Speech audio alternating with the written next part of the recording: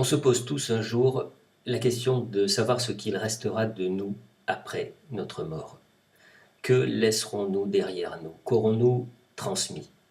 La vie, à travers des enfants, un patrimoine, un nom, un savoir-faire, des opinions âprement défendues, des valeurs affirmées sans concession, une invention qui rende plus belle ou plus douce la vie des hommes qui vivront après nous, l'exemple de quelqu'un de bien auquel on aura le désir de ressembler. Nous avons tous cette idée de la transmission en nous, comme l'ultime tentative d'échapper à la mort, d'échapper à l'oubli, de survivre quelque part sous une autre forme. Cette idée de transmission compte parmi celles qui donnent du sens à notre vie.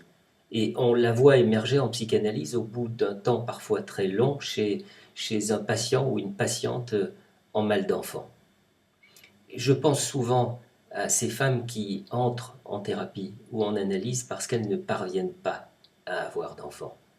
Qu'est-ce qui fait que l'une d'elles est soudain enceinte au bout de 3 mois et qu'une autre l'est au bout d'un an et qu'une autre l'est au bout de 3 ans et qu'une autre ne l'est toujours pas au bout de 5 ans?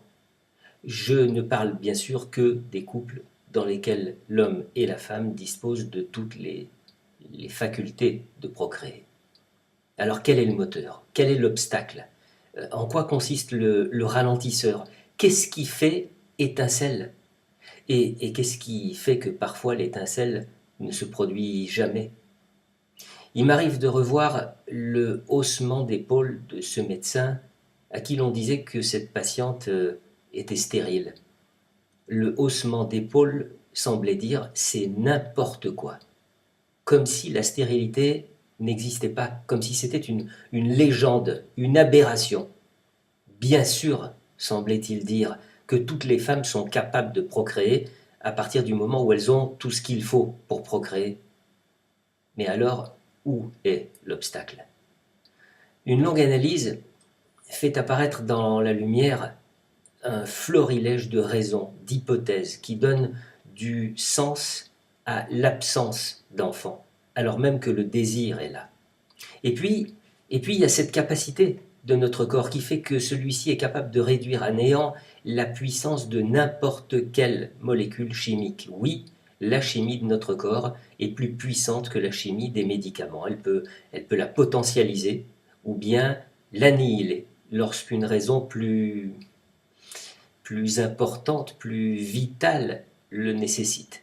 C'est de la même façon sans doute que des raisons inconscientes sont capables d'inhiber une fonction biologique, faisant douter d'un réel désir d'enfant.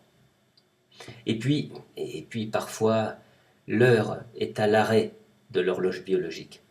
La limite est atteinte et l'enfant tant souhaité n'est pas arrivé. Après le temps de l'attente, de l'espoir, une deuxième traversée doit alors être accomplie, celle du deuil, qui voit la patiente se cogner au déni, vibrer de colère, sombrer dans la tristesse et s'apaiser un jour dans l'acceptation. Il faut alors trouver un autre sens à la vie, une autre raison de vivre. Il faut inventer ce qui fera que l'on transmettra tout de même quelque chose, qu'une part de nous traversera le temps malgré l'absence d'enfant. Une nouvelle énergie, plus paisible, vient habiter la patiente et la rend disponible pour cet autre acte de création.